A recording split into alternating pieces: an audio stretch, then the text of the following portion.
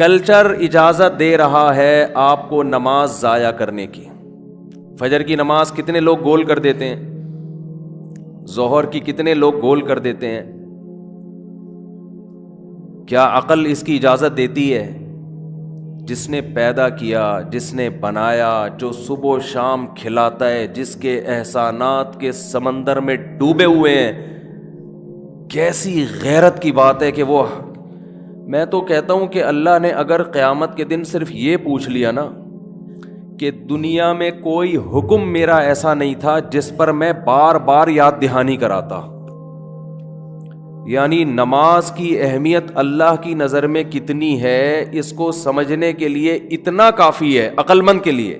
دیکھو جو عقل استعمال ہی نہیں کرے گا نا اس کو تو, اس کے تو جیسے کہتے ہیں نا بھینس کے آگے بین بجانا. لیکن جو عقل استعمال کرے گا تو آپ سوچو کہ جس کام کے لیے اللہ 5 ٹائم بلاتا ہو اور 1400 سال سے یہ کام ہوتا آ رہا ہو, 1400 سال ہو گئے, ہر نماز کے لیے اللہ نے اذان رکھی ہے, ہر نماز کے لیے کیا رکھی ہے؟ اذان. بھائی اے اللہ تو یہ بھی تو کہہ سکتا تھا قرآن میں نازل کر دیتا. دیکھو قرآن میں ہے کہ تم پر رمضان کے روزے فرض کیے گئے ہیں, ایک دفعہ ہے, بس 2 دفعہ ہے. جہاں تک مجھے یاد پڑتا ہے قرآن میں کتنی جگہ ہے؟ 2 دفعہ کہ تم پر رمضان کے روزے فرض ہیں.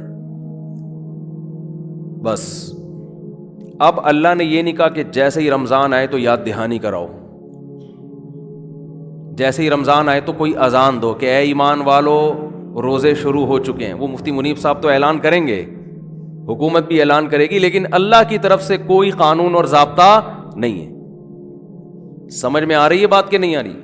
وہ اعلان تو اس کا ہوتا ہے کہ چاند نظر آ گیا, کیونکہ وہ تو کبھی 29 کا بھی ہوتا ہے, کبھی 30 کا بھی ہوتا ہے نا, تو اس لیے ہم ہلال کمیٹی سے پوچھتے ہیں آ گیا کہ نہیں آ گیا. لیکن اللہ کی طرف سے کوئی آفیشلی اعلان کا انتظام نہیں ہے. بولنے میں کیا جا رہا ہے؟ نہیں ہے. ہر سال رمضان آتا ہے, اللہ کہتے ہیں وہ خود ہی کیلکولیشن کر لیا کرو, شعبان جب ختم ہو تو رمضان آ گیا تو کر لو, بس صحیح ہے, ہو گیا. 2 دفعہ اللہ نے کہہ دیا قرآن میں, اور وہ بھی ایک ہی رکوع میں کہہ دیا کہ بھئی تم پہ روزے فرض کیے گئے ہیں. فمن شہد منکم الشہر فلیصم, جو رمضان کا مہینہ پائے گا روزے رکھے گا. بس ایک دفعہ اللہ کی طرف سے کہنا کیا ہے؟ کافی. اب نہ کوئی اعلان ہوگا, نہ کوئی مؤذن ہوگا جو لوگوں کو یاد دہانی کرائے گا کہ لوگوں رمضان کا مہینہ آ گیا ہے. کوئی اللہ کی طرف سے ایسے الفاظ مؤذن کو نہیں سکھائے گئے. حج بہت بڑی عبادت ہے, زندگی میں ایک دفعہ فرض ہے, ہر سال حج کا مہینہ آتا ہے. اللہ کی طرف سے کوئی آفیشلی اناؤنسمنٹ کا انتظام ہے؟ بولتے کیوں نہیں؟ کوئی انتظام نہیں. زکوٰۃ کے لیے کوئی اللہ کی طرف سے انتظام ہے کہ بھئی مسجد کے مؤذن کو یا امام صاحب کو حکم ہو کہ یہ میری طرف سے الفاظ ہیں, آپ یہ اناؤنسمنٹ کر دیں؟ نہ نہ نہ بھائی, زکوٰۃ فرض ہے, اللہ نے بتا دیا, خود سوچو کب دینی ہے, کس نے دینی ہے, کتنی دینی ہے, ساری کیلکولیشن خود کرو بیٹھ کے. کچھ پرابلم ہو تو علماء سے پوچھ لو, بس اس سے آگے بولو نا, نہیں ہے. لیکن نماز ایک ایسا حکم ہے کہ جب فرض ہوئی نماز تو 2 صحابی کو خواب آیا. نبی صلی اللہ علیہ وسلم اور صحابہ نے مشورہ کیا کہ کس طرح ہم لوگوں کو نماز کے لیے بلائیں. کسی نے کہا ہم سائرن بجائیں گے, یہودی لوگ بجاتے ہیں ایک ناقوس بانسری کی ٹائپ کی کوئی چیز. کسی نے کہا ہم گھنٹی بجائیں گے, جیسے عیسائی کیا کرتے ہیں, گھنٹی بجاتے ہیں نا چرچ میں.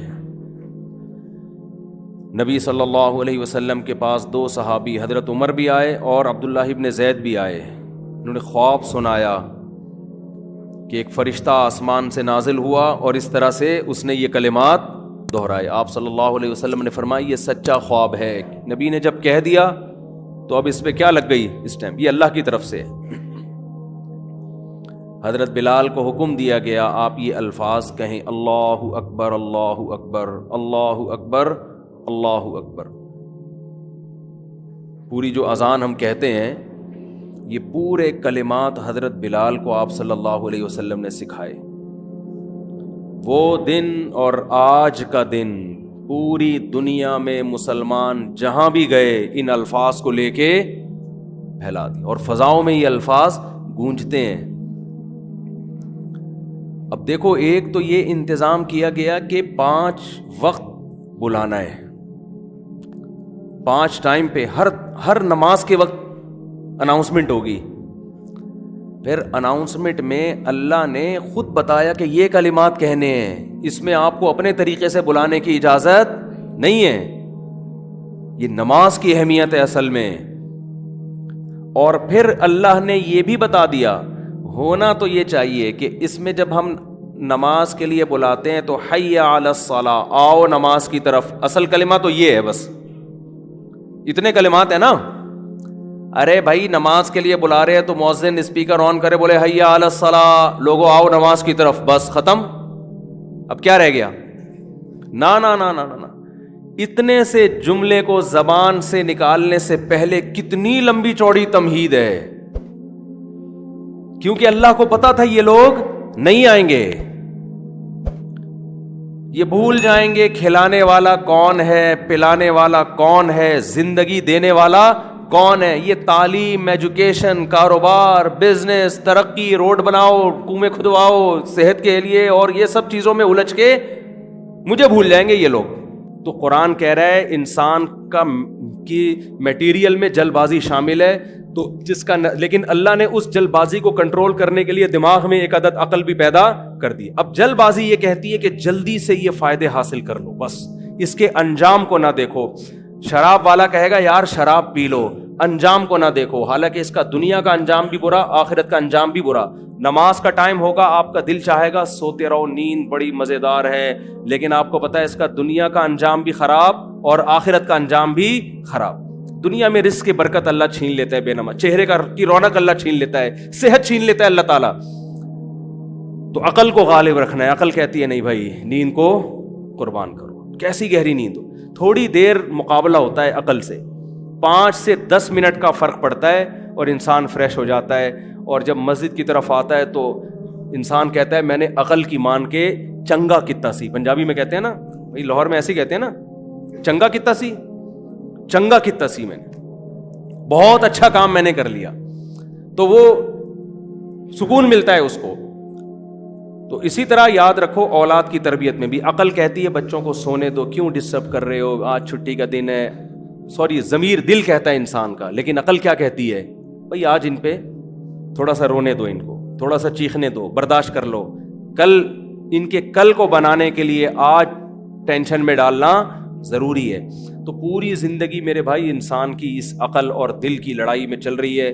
جس نے عقل کو غالب کر دیا وہ یہ جنگ جیتے گا. اور کمال کی بات یہ کہ اس کی خواہشات بھی پوری ہوں گی. من تعجل بشیء قبل اوانہ عوقب بحرمانہ. حضرت رابعہ بصریہ بڑی اللہ والی تھی نا, ان کا یہ قول ہے کہ جو کسی چیز کو وقت سے پہلے حاصل کرنے کی کوشش کرتا ہے وقت پر اسے وہ چیز نہیں ملتی. آپ سکون حاصل کرنے کے لیے نشہ کرتے ہو تاکہ جلدی سے سکون مل جائے, تو اس کا رزلٹ کیا ہوگا, بے سکونی. اور اگر آپ تھوڑی دیر وہ ٹینشن برداشت کر لو کہ میں نشے کی طرف نہیں جاؤں گا, تو اس کا نتیجہ کیا نکلے گا, سکون.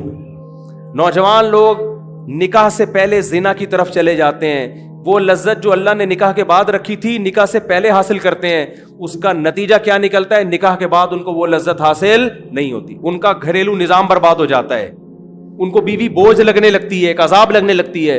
جو پاک دامنی کے ساتھ زندگی گزارتا ہے اس کی ساری سوچیں کہاں اللہ لے کر جاتے ہیں, وہ زوجہ کی طرف, وہ محبت کرتا ہے. زانی کی جو سوشل لائف ہے وہ برباد ہو جاتی ہے, اور بڑھاپا پھر بہت خطرناک گزرتا ہے, بڑھاپا بہت خطرناک گزرتا ہے. لیکن جوانی میں اپنے آپ کو کنٹرول کر لیا, حلال پر قناعت کر لی, اس سے آپ کا نظام گھر کا اچھا, بچے آپ کے فرما بردار.